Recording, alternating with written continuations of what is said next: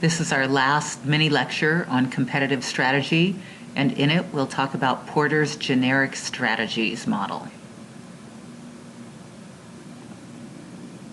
Finally, a model that's very easy and simple to memorize. Porter's generic strategies. Lucky for you, there's only 3 of them. Differentiation, making your products different from your competitors. Focus, or niching, appealing to a narrow market, focusing on a narrow piece of the market and dominating that. Or cost, pricing yourself to appeal to a specific market, either through low-cost leadership or high-cost luxury items. And of course it's Harvard, so it's got to come in a little box. So this is the graphic depiction of the generic strategies. On the top we've got strategic advantage, how we create strategic advantage, and on the side we have scope, how large or small is the scope of our industry. So on the strategic advantage side, we have either uniqueness perceived by the customer or a low-cost position. That's how you determine your strategic advantage. So in the first box, we've got differentiation, and that means somehow customers see our products as unique and different from others. They differentiate them from the rest of the pack.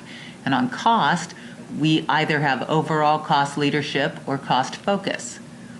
On the competitive spoke margin, we've got either an industry-wide scope where we're competing with everybody, or we've got particular segments only where we're niching ourselves and competing by focusing on something very specific. So an example of differentiation strategy would be Samsung's Galaxy phone, and it has that video recording, and you can transfer video by tapping the 2 phones together. So they're competing with other phone companies by dramatically showing that their phone has some different feature that people might want to buy. Overall cost leadership, a great example of that is of course Walmart. You're not going to find lower prices in town anywhere. At the bottom of the model, where we're looking at a particular segment only, we've got differentiation focus model. Our example is sporting goods. Sporting goods is the focus, and REI differentiates itself by selling very high-end specialized equipment for an outdoors person. For cost focus, on the other end of the outdoor equipment model, we've got Big 5, and they are more of a low-cost leadership position than sporting goods. So the last thing I want to leave you with, given all the models we've looked at, is how the strategies and the competitive forces can be kind of meshed together to decide how you're going to compete against your rivals.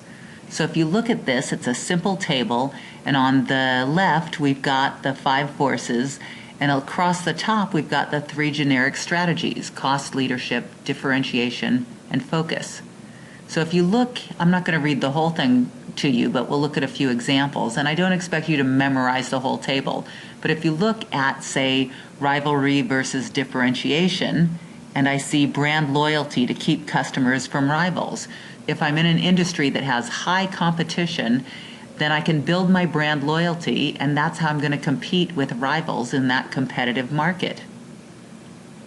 If you look at entry barriers versus cost leadership, the way I'm going to compete there is if somebody tries to come into the market, I'm going to cut my prices so that they're so low those people can't possibly compete. Lastly, if you look at rivalry versus focus, rivals cannot meet differentiation-focused customer needs. That's true. If I pick something to focus on and my rivals are more generic, then they can't possibly meet the focus needs of those people like I can.